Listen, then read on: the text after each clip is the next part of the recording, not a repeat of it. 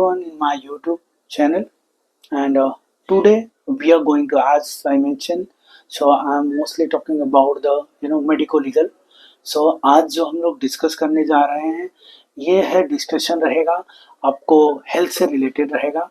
और दोस्तों आपको आई मीन डिस्कशन स्टार्ट करने से पहले मैं आप लोगों को जस्ट एक रिक्वेस्ट करूंगा कि हेल्थ से रिलेटेड अगर आपको ज़्यादा जानकारी चाहिए तो आप मुझसे कांटेक्ट कर सकते हैं। आपको हेल्थ अपडेट से related, medico legal related video का अगर कुछ रिक्वायरमेंट है, आपको कुछ कंफ्यूजन है तो आप मुझसे रिक्वेस्ट कर सकते हैं।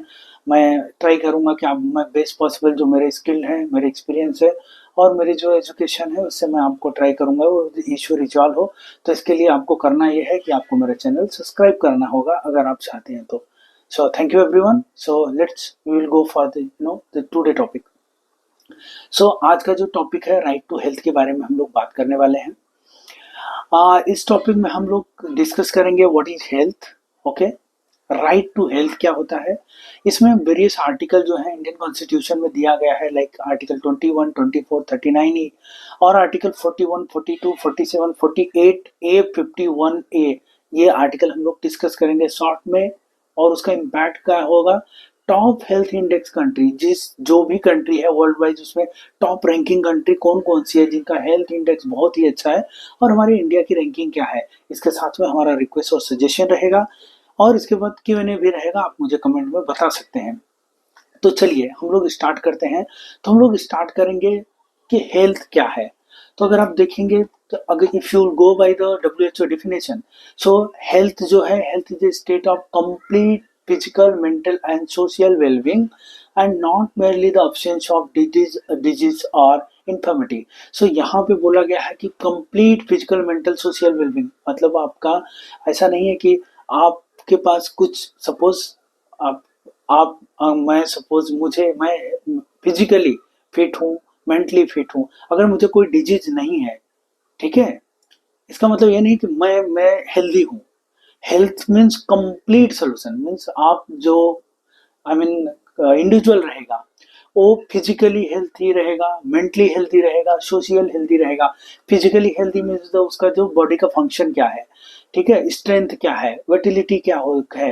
मेंटल हेल्थ मीन्स इमोशनल कितना वो हेल्थी है, साइकोलॉजिकल कितना वो हेल्थी है, सोशल कितना हेल्थी है, रिलेशनशिप उसके कैसे हैं। ये सारी चीजें जो है वो हेल्थ के अंदर में कवर होगा। स्पिरिचुअल हेल्थ भी होता है हेल्थ के अंदर। अगर आप स्पिरिचुअल कितना है मतलब वो जो लाइफ के बारे में क्या सोच रहा है, उसकी स्पिरिचुअलिटी जो है वो क्या है, उसको भी हेल्थ में कंसीडर किया गया है।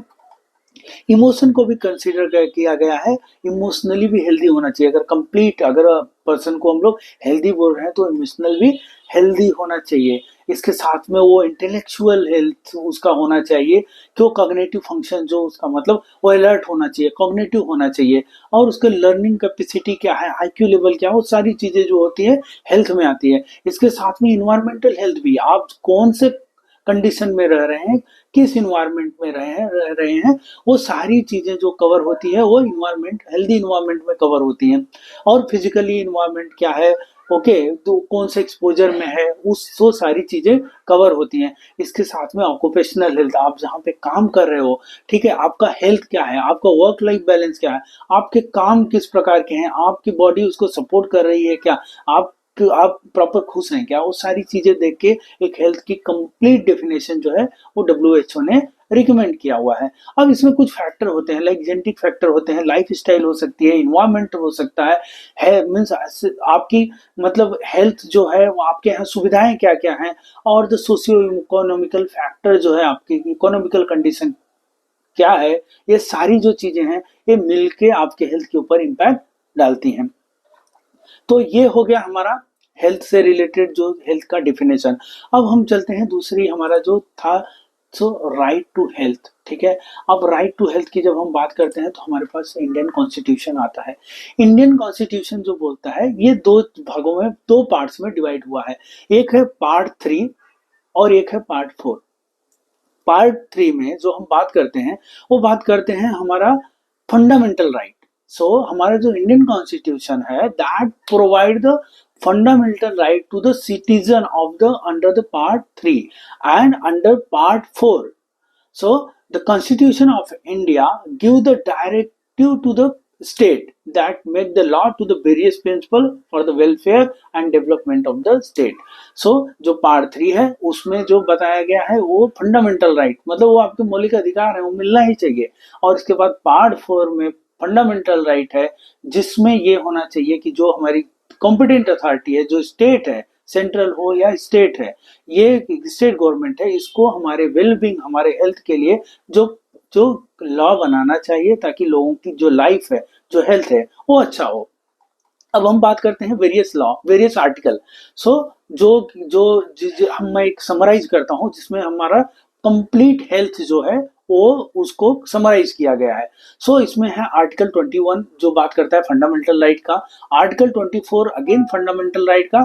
इसके बाद में हमारे पास आते हैं article 39, 44, 47, 48 A, 51 A. They are talking about the directive principle, जो कि स्टेट को पॉलिसी बनाना है हेल्थ आप हमारे इंप्रूवमेंट के लिए। अब देखिए जो हमारा आर्टिकल 21 है, आर्टिकल जो हमारा 21 है वो हमें मोस्टली जो बात करता है वो बात करता है हमारे हेल्थ से रिलेटेड जो बातें करता है। तो आइए हम बात करते हैं आर्टिकल 21 का। सो आर्टिकल 21 जो बात कर रहा है इसमें है आर्टिकल 21 में, article 21, no person shall be deprive of his life और personal liberty except the according to the procedure stabilised by the law. अब यहाँ पे बात हो रही है जो no person shall be deprive of his life और पर्सनल लिबर्टी। सो जो उसकी मूलभूत सुविधाएं हैं, किसी भी जो इंडियन सिटीजन है उसकी मूलभूत सुविधाओं के बारे में बात कर रहा है। नो पर्सन मतलब उसकी मूलभूत सुविधाओं से वो वंचित नहीं होना चाहिए, डिप्राइव नहीं होना चाहिए। एक्सेप्ट अकॉर्डिंग, इसमें एक्सेप्ट अकॉर्डिंग की बात किया हुआ है कि अगर जो लॉ है, अगर हमने सपोज एक इंडिविजुअल है, अगर उन्होंने कुछ क्राइम किया है, कुछ ऐसी चीजें किया है जो वायलेशन है, लॉ रूल रेगुलेशन का वायलेशन है, तो उसके अकॉर्डिंग टू लॉ उसको तो पनिशमेंट होएगा। लेकिन अदर देन दैट आप किसी भी पर्सन को मूलभूत सुविधाओं से वंचित नहीं कर सकते। अब इसमें देखिए एकदम जो हेल्थ से रिलेटेड है आर्टिकल 21 में डायरेक्टली नहीं बोला गया है, लेकिन बहुत सारे जो सुप्रीम कोर्ट के ऑर्डर हैं, बहुत सारे जो हाई कोर्ट के ऑर्डर हैं, वो क्या बात करते हैं, वो बात करते हैं कि जो जो मूलभूत सुविधाएं हैं, ठीक है, पर्सनल लाइबिलिटी और जो है डिप्राइव ऑफ हिज लाइफ, जो जो पर्सनल लाइबिलिटी है और उसकी जो मूलभूत सुविधाएं हैं, ये मूलभूत सुविधाओं में हेल्थ भी है, ठीक है।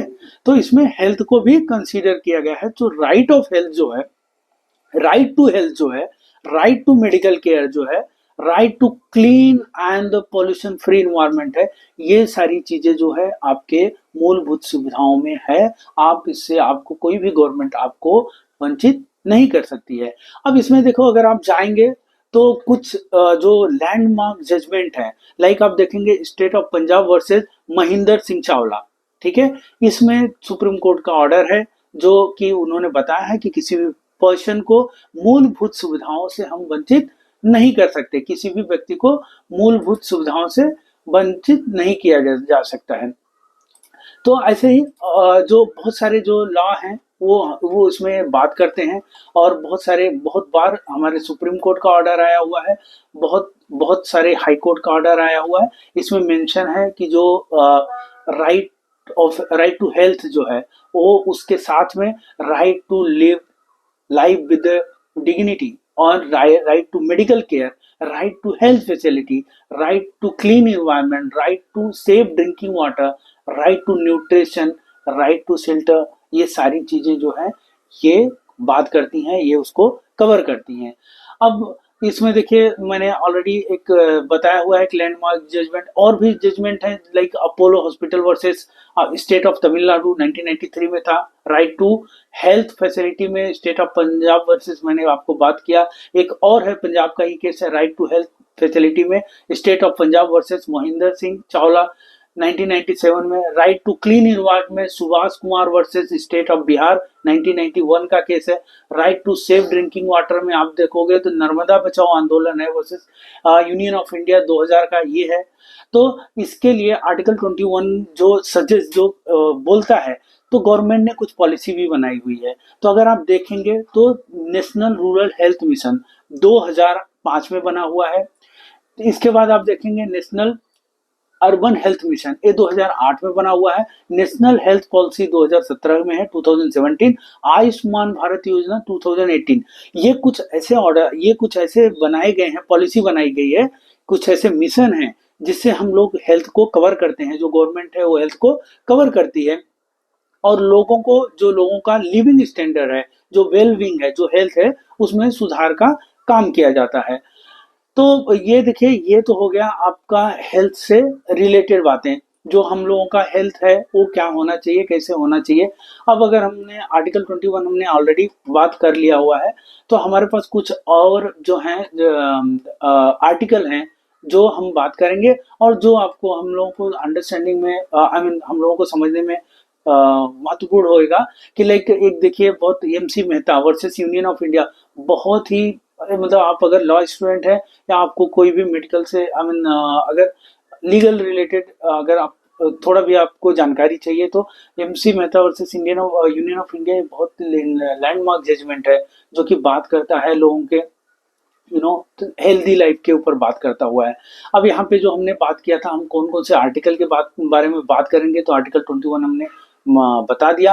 आर्टिकल 24 है, सो आर्टिकल 24 जो है ये बात करता है, no child below the age of 14 shall be employed to the work and factory और mine engage in any other hazardous employment. So ये बात करता है लेबर बच्चों से अगर हम काम करवाते हैं उसके विषय में बात करता है, और इनको प्रोटेक्ट करता है। जो बच्चे हैं उनको उनको 14 साल से कम, 14 ईयर से कम जो बच्चे हैं वो काम न करें, उनको लेबर न बनाया जाए, इसके उनको उनको उनसे उससे प्रोटेक्ट करता है।